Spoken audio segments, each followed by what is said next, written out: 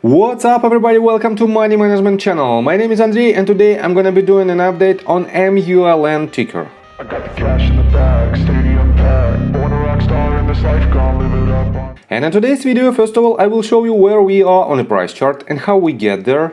Then we'll continue with the fundamental news directly related to MULN and related to the markets in general.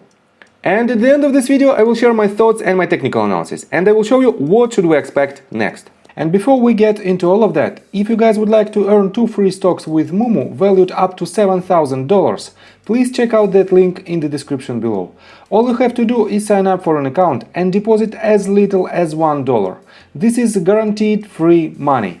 Full details you can see on the screen right now. So let's start with the price chart. I made my previous video right here at this point, and I've told you that we didn't complete this last wave, to the bottom of the C wave, and we should have at least one more leg to the downside. And as you can see, we have this yellow line as the last range of support/resistance, and we broke it to the downside, then broke it to the upside, then again broke it to the downside. And right here, as you can see, we tested twice and went lower. And this pattern is also quite bearish, because when we hit the resistance for a couple of times and bounce back from it, most likely we will see lower price action. And it happened. And I have to say that I nailed this movement to the downside from this very point, when we were at the price point of roughly $2.63. And from this range, this asset already lost about 52% of its value. And I have to say that it is not the end, because in the bigger picture we still have lower lows and lower highs. This means we might see even lower price action with this asset. So, what should we expect next from the technical standpoint? I will show you in just several minutes. And for now, let's continue with the total sentiment of the market and with the news directly related to MULN. First of all, we have a red day on the market. S&P 500 lost about 2.81%, Dow Jones lost about 2.38%, Nasdaq lost mind-blowing 3.95%, and Russell 2000 lost about 3.26%. Definitely huge decrease on markets, and you might wonder what was the reason of this massive sell-off. And one of the reasons definitely is the Russia-Ukraine crisis, and right here we can find that Russia warns Poland, Bulgaria of gas supply cuts on Wednesday. And this article was published just several hours ago, and let me quote you these bullets.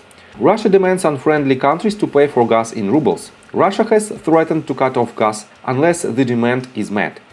Kremlin says Gazprom is working on this scheme. Only a few have agreed on the gas for rubles scheme. And let me quote you this.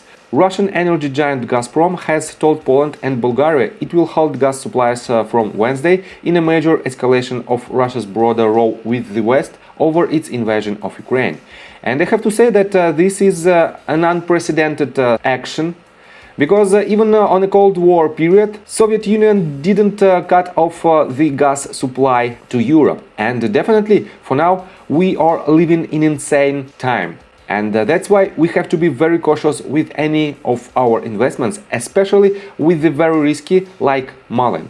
And let me show you some news directly related to MULN.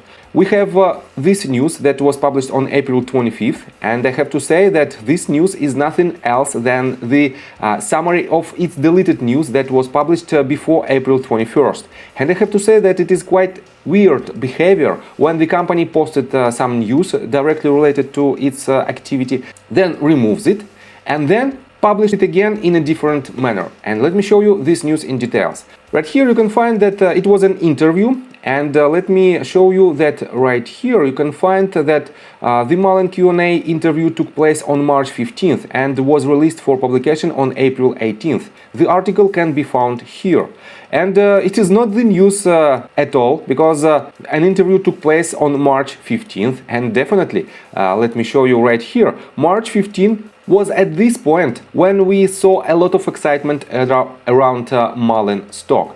And that's why I think we don't have any news at all directly related to MULN. On top of that, we have this article on Globe Newswire. The Portnoy law firm advises Mullen Automotive investors that the firm has initiated an investigation into possible securities fraud and may file a class action on behalf of investors. And definitely we might see a lot of similar news related to Mullen. because we don't have any answers on Hindenburg Research short seller report. And as long as this report will be unanswered, we will have more bearish pressure on this asset than the bullish one. And let me show you that David Mishry just posted another tweet, and he reposted the Mullen Automotive tweet that was made on April 25th, and it says, "Gear up, the wheels are turning." And here is the picture of their plant, and I have to say that I can't see nothing on this picture. We don't have any spare parts right here. We have just several panels, and I have to say that it is not the panels from this type of van, and it is only one van on this line, and it is a pre-assembled van, and we don't see any employees on this line, and we don't see any more vehicles on this line as well. And let me show you some details that we have right here on the comment section. Kendall Payne posted this: "Why do those panels laying in front look like they come from a completely different vehicle? Specifically, the green tech my car, which was built in this factory before Mullen purchased it." And let me show you that it is completely different, as I already mentioned, completely different parts from different vehicle, as you can see, and it doesn't relate it to Mullen Automotive at all. This means, in my opinion, you have to be very cautious with this asset, and you shouldn't invest in any type of assets that are extremely risky, and you can just benefit from its price action in a short period of time. So, and let's continue with the technical analysis, but before we dive deep right here, please subscribe to my channel, hit notification bell and hit the like button. This helps me a lot.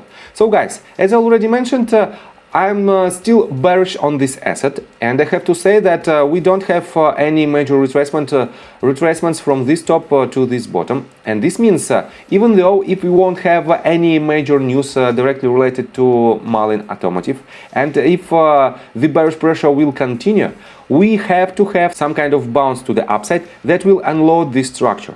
And let me show you that we have several key levels. One of them is one-to-one extension. If I pull the Fibonacci extension tool from this bottom to this top and project it from the top of the B wave, and the one-to-one extension is the most probable range in C wave compared to A wave, and this price point is $1.18.